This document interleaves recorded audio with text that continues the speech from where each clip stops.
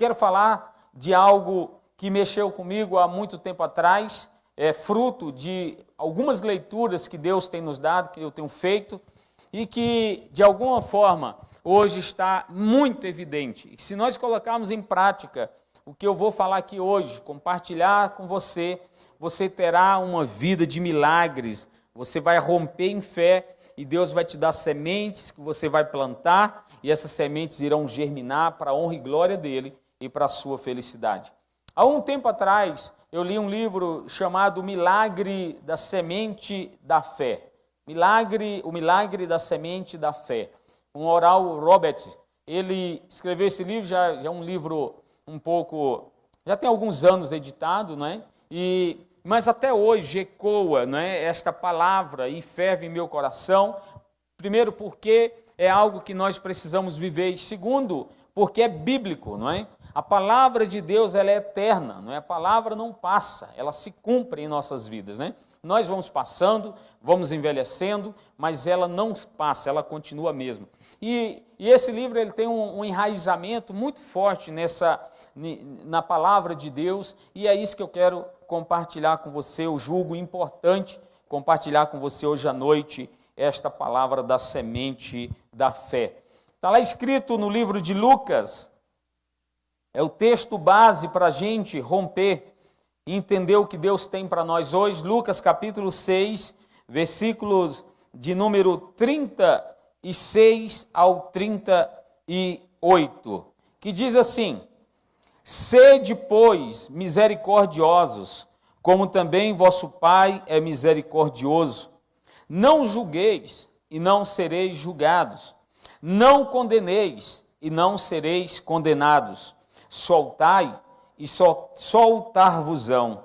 Aí o versículo 38, que é o base para nós, diz: Dai, e ser-vos-á dado, boa medida, recalcada, sacudida, e transbordando vos darão, porque com a mesma medida com que medirdes, também vos medirão de novo.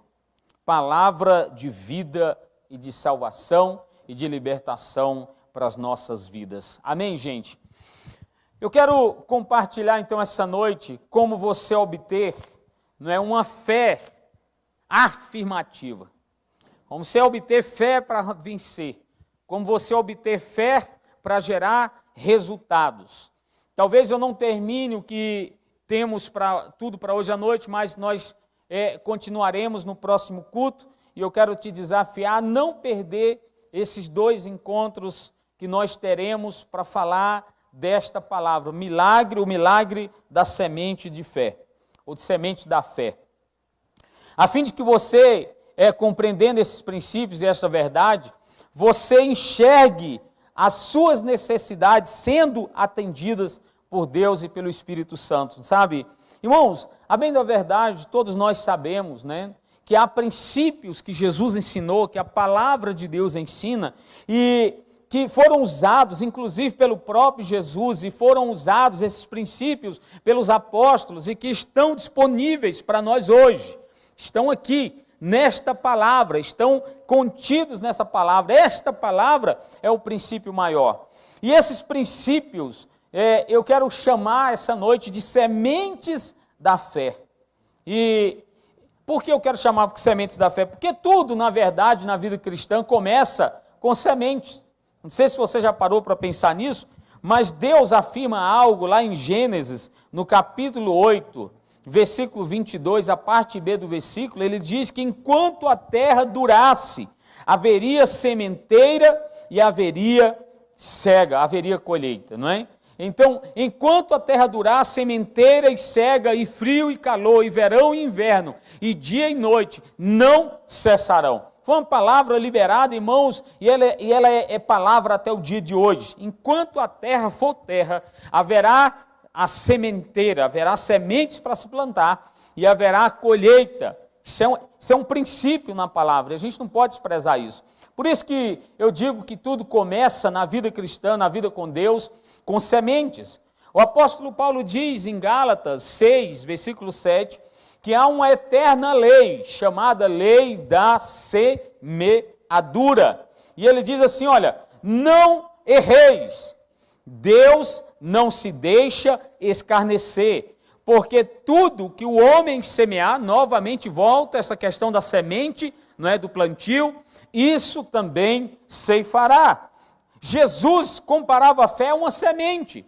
Mateus 17, versículo 20, a parte B, a segunda metade do versículo, o próprio Jesus diz algo que é forte para nós. Ele diz, se tiverdes fé como um grão de mostarda, direis a este monte, passa daqui para acolá, e há de passar, e nada vos será impossível. Jesus não estava ensinando, irmãos, que era para você sair gritando para os montes, não é? Gritando para os morros, e colocando a sua fé em xeque. Aliás, hoje tem muitas pessoas fazendo isso, não é? Eu não estou nem aí com o que vai acontecer. Não, você não pode, a fé não age responsavelmente. Mas a Bíblia está ensinando, Jesus está ensinando o seguinte, se sua fé se transformar em uma semente, é isso que ele está dizendo. Por isso que ele fala do tamanho de um grão de mostarda, de uma semente de mostarda. Jesus está dizendo, se a sua fé se transformar em semente, não importando quão pequena ela seja, as necessidades e os problemas pelos quais vocês passarão serão superados. Mesmo que pareçam tão intransponíveis como montanhas. É isso que Jesus está ensinando. Ele não está ensinando para você sair gritando para os morros e colocando a sua fé, enxovalhando a sua fé. Muito pelo contrário, ele está dizendo que se a sua fé for como uma semente, aliás, a menor das sementes, das hortaliças, não é? Se a tua fé for como esta pequena semente, você vai conseguir transpor a todas e quaisquer dificuldades da vida. Não importam elas quais sejam, elas podem ser do tamanho de uma montanha, você vai transpor. Então, novamente, Jesus compara e trata essa questão da fé como uma semente, e é um milagre. Irmão, se você pegar qualquer semente que for, e você plantar, e você vê-la nascer, não é? Os meninos fazem isso como experiências no colégio. Eu me lembro, né, dos meninos lá em casa, meus filhos, colocando a semente no algodão e põe um pouco de água, e daqui a pouco aquela semente rompe uma barreira e nasce uma plantinha. Irmãos, todo mundo vibra, todo mundo fica feliz, porque, na verdade, a semente em si mesma, ela já é a árvore, só que ninguém enxerga isso, ela está lá. A semente tem um potencial de uma árvore. Uma semente, ela na verdade, se você olhar para qualquer semente, você deve enxergar nela, você precisa enxergar nela uma árvore. Assim é a fé. Jesus está dizendo, olha, se a tua fé for como uma semente, ela pode ser até pequena como uma semente, você vai transpor as dificuldades da sua vida. Por que eu estou falando isso, irmãos? Porque até Deus plantou sementes na terra. Jesus foi uma semente para que ele pudesse me alcançar e pudesse te alcançar, você mesmo que está me ouvindo. Jesus foi uma semente de Deus na terra. Todos os planos de Deus, na verdade, são sementes lançados em favor dos homens, procurando resgatar, religar, restabelecer uma comunhão com os homens. É semente, tudo na vida cristã, na palavra de Deus é semente. Por isso que essa lei eterna do apóstolo Paulo, lá de Gálatas, não é? Quando ele escreveu, inspirado pelo Espírito Santo, Gálatas 6,7, quando ele diz, e tudo que o homem plantar, isto também ceifará, é a semente. Ele está falando de um plantio que se usa sementes. Tudo é semente. Agora entenda, para que a fé funcione, ela precisa de ser transformada em algo palpável. Há muitas pessoas que dizem que têm fé, mas fé é igual amor, irmãos. Não adianta eu chegar e dizer assim, eu te amo, mas na primeira desavença que nós tivemos, eu viro as costas para você e vou embora. Isso nunca foi amor. Talvez foi um bem-querer, mais do que um mal-querer. Talvez seja alguma coisa dessa natureza. Fé tem que ver com amor. E amor e fé se confundem por causa do princípio deles. Eles, para existirem, necessitam de uma linguagem, necessitam serem palpáveis. Eu preciso ver. Como é que você mostra a sua fé que você diz que tem? Apóstolo, não é? O Tiago, ele diz assim, ó, Tiago 2,16, porque assim como um corpo sem espírito é morto, assim também a fé sem obras é morta. Se você ler no versículo 14 e 15, ele até chama a nossa atenção dizendo, não adianta você dizer que tem fé. Não adianta, se essa fé não tiver obras. Ela precisa se revelar, é igual o amor. Não adianta eu chegar para minha esposa e dizer todas as noites, eu te amo, amor. Ela vai chegar um tempo que vai dizer, de que modo que você me ama? Me prova que você me ama. Porque o amor tem uma linguagem, o amor se expressa em tempo de qualidade, o amor se expressa por meio de presentes, o amor se expressa porque a gente quer estar juntos, né? Que a gente chama de tempo de qualidade. O amor se expressa por uma atitude de servir e a pessoa olha isso, a pessoa vê isso, a pessoa recebe isso e ela diz no final, ele realmente me ama. E vice-versa, sabe? A fé, ela precisa de atitudes para que as pessoas, para que o mundo veja que realmente nós a carregamos, para que realmente você diga, eu tenho fé, e aqui está a minha fé, não é? Paulo fala em Romanos sobre a fé, não é? A justificação pela fé. Mas Tiago complementa dizendo, um não contradiz o outro, não é um paradoxo. Eles estão dizendo, sabe o quê? Essa fé, ela precisa de atitudes. Eu creio em Jesus, eu creio pela fé, que Ele quer me salvar, que Ele já me salvou. Mas qual foi a atitude que Deus usou para provar que Ele derramou a salvação sobre a minha vida? Ele enviou o seu Filho para morrer numa cruz por mim e por você. Ei, irmãos, a cruz é o maior exemplo, a maior atitude de amor. Deus revelou o seu amor por meio do seu Filho. Deus revelou uma atitude de fé que nós precisamos ter por meio do seu Filho, quando Ele enviou à terra. Então, a fé exige uma atitude. E hoje à noite eu quero te dizer que é uma semente, inclusive. 3 tipos de sementes que você precisa carregar consigo para que você tenha resultados, para que você tenha vitória, para que você supere, para que você vença nesse dia mau, nesse dia ruim. As pessoas hoje estão arrebentadas na vida, por quê? Porque perderam a fé. As pessoas hoje estão se revelando, as crises revelam nossas vidas, elas revelam os nossos corações. O casamento só é revelado por meio das crises, é lá no tempo da crise que a gente percebe realmente quem tem uma aliança e quem não tem. Sabe? Não é no tempo da bonança. Então hoje eu quero passar para você, 3 princípios chaves para que se enfrente as necessidades, sejam elas espirituais, sejam elas emocionais, sejam elas físicas, sejam elas financeiras, tendo um espírito de fé e não um espírito de dúvida. Talvez eu fale um princípio apenas para a gente orar, ou 2, mas eu quero que você absolva com fé e a gente continua no próximo culto. O primeiro princípio, que Deus quer usar para tocar a nossa vida, é se revelando como uma fonte.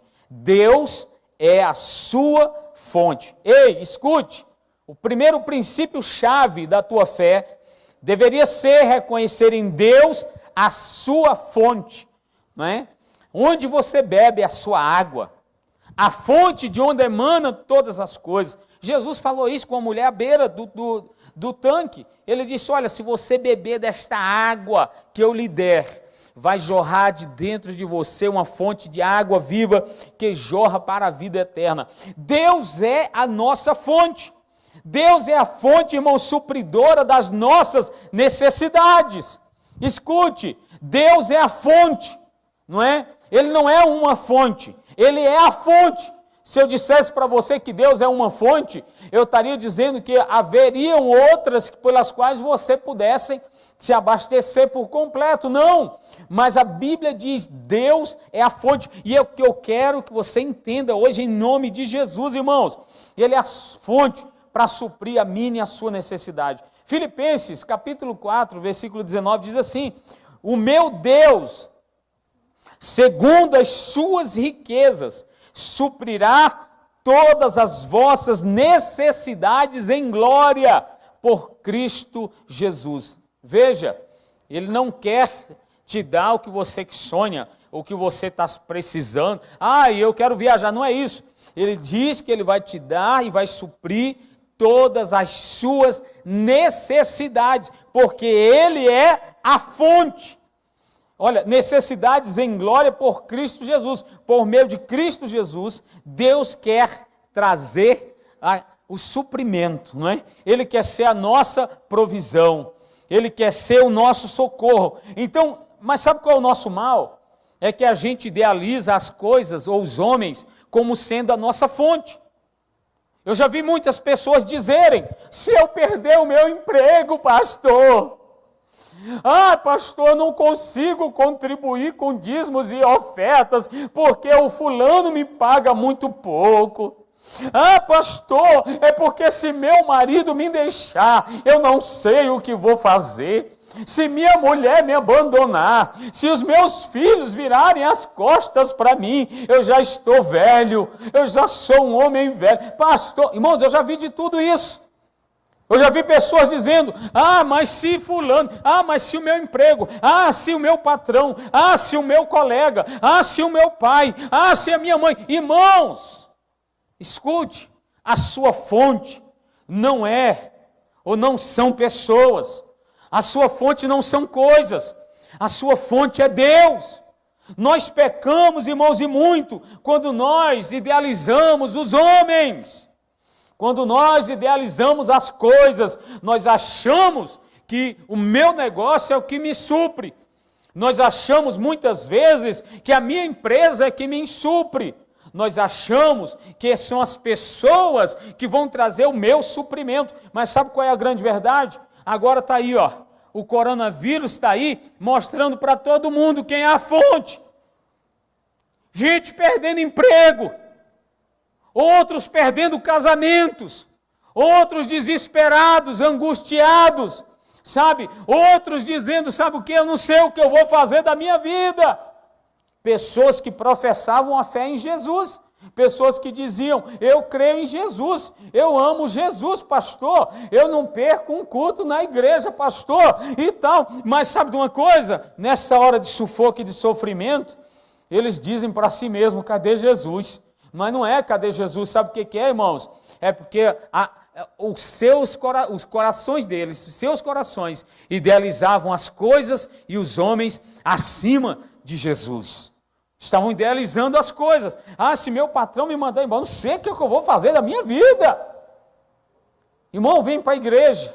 Querido, busca Deus. Eu não tenho tempo, eu trabalho muito, eu chego cansado. Hoje está desempregado. E agora? Deus usa um verme, Deus usa um vírus, Deus usa, seja lá o que for, você pode ter o conceito que for acerca do que está acontecendo no mundo, como eu também. Mas saiba de uma coisa: nenhum bem e nenhum mal acontecem sobre a terra sem que haja a permissão diretiva da parte do Criador. Escute, irmãos, e aí a gente descobre quem nós somos de verdade. Esses dias eu estava conversando com um homem que ele disse assim: olha, pastor, eu vou falar uma verdade para vocês aqui. Eu sempre passava em frente a esse templo aqui, onde o senhor é pastor. E eu sempre achei até bonito a frente da igreja, do templo. Mas eu quero dizer algo para o senhor: eu nunca me interessei em vir para cá. Ele me disse aqui agora, esses dias. Se você estiver me ouvindo, você pode testemunhar aí também, dizendo que é verdade. Mas ele disse: olha, pastor, eu nunca me interessei nem em buscar Deus. O meu pai sempre dizia: meu filho, aqueles ditados, não é? Quem não vai pelo amor, vai pela dor. Mas nem isso eu achava. Pastor, o que eu fazia bem era trabalhar, chegava cansado, tomava meu banho e dormia. No outro dia eu levantava cedo para trabalhar. Mas hoje, pastor, eu estou desempregado. E agora? E agora? Se a tua fonte for os homens, se a tua fonte for as coisas, se a tua fonte for até a tua família, meu amigo, você vai se sentir o mais vil, o mais reles de todos os homens, de todas as mulheres. Sabe por quê?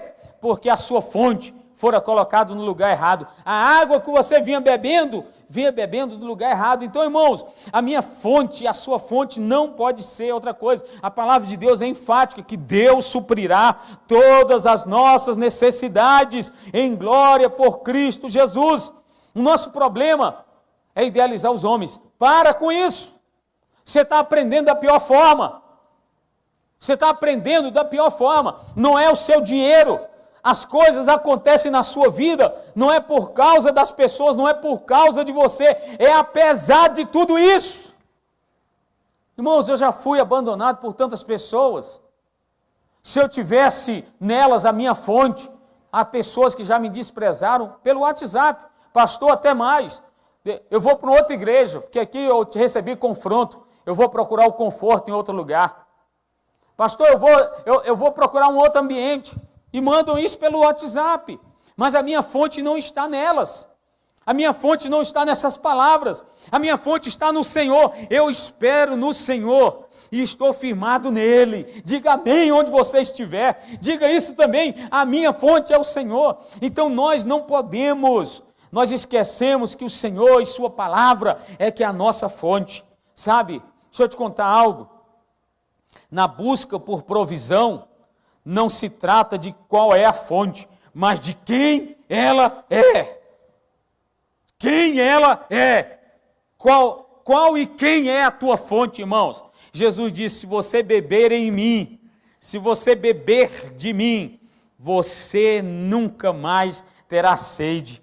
Não se pode pesar, não é? Ou pensar, perdão, não se pode pensar nos frutos, mas na árvore que se planta. Ei! Para se conhecer uma pessoa, você conhece pelos frutos. Jesus disse isso. Não se conhece uma árvore pela casca, pelas folhas, pelas raízes, pelo caule. Se conhece pelos frutos.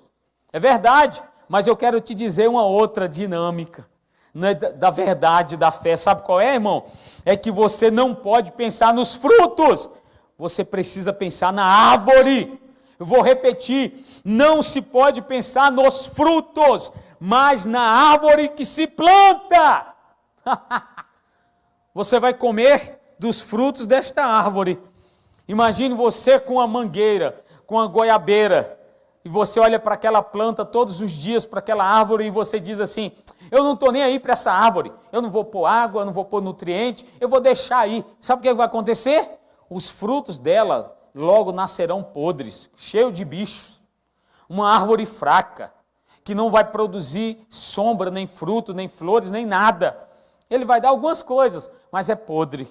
Vai dar algumas coisas, mas logo você vai perceber que os frutos estão cheios de bicho. Por quê? Porque você não cuidou daquela árvore. Você precisa jogar água, você precisa pôr nutrientes. Há irmãos aqui que plantam árvores e até conversar com elas conversam. Eu não sou muito a favor disso, mas eles conversam até com a árvore. Eles estão preocupados não é com o fruto, é com a árvore. Deixa eu te contar algo, irmãos. Esqueça o fruto nesse momento. Se preocupe com a árvore. Sabe por quê? Porque a árvore é a fonte. A árvore é a fonte. Se você cuidar bem da árvore, você terá bons frutos no porvir. Agora, sabe qual é o nosso problema? É o que nós não queremos fazer. Nós não queremos plantar árvores boas. A gente quer plantar alface e colhe rápido e come rápido. Mas ninguém quer plantar mangueira para colher daqui não sei quantos anos. Ninguém quer cuidar. Demora muito, dá muito trabalho. Mas muitas vezes nós olhamos para os resultados como sendo a minha e a nossa fonte.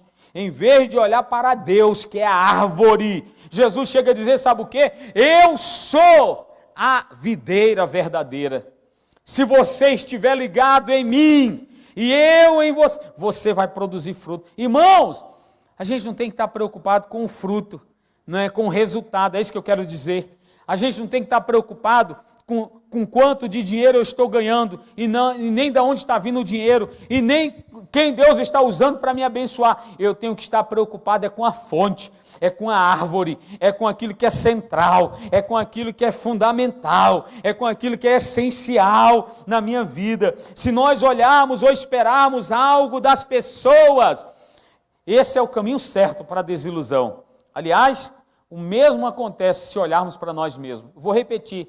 Se nós olharmos e esperarmos dos homens, das pessoas, escute, esse é o caminho certo para a desilusão. Escreva isso.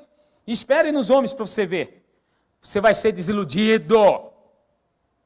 Espere em você mesmo para você ver. Quando menos esperar, você vai conhecer o teu próprio coração. Você vai se desiludir até acerca de você mesmo. Por quê? Porque nós não somos fonte. Nós somos apenas um meio. Nós somos apenas instrumentos. Nós somos apenas, como dizia aquelas irmãs mais velhas, o vaso. E a Bíblia diz isso também.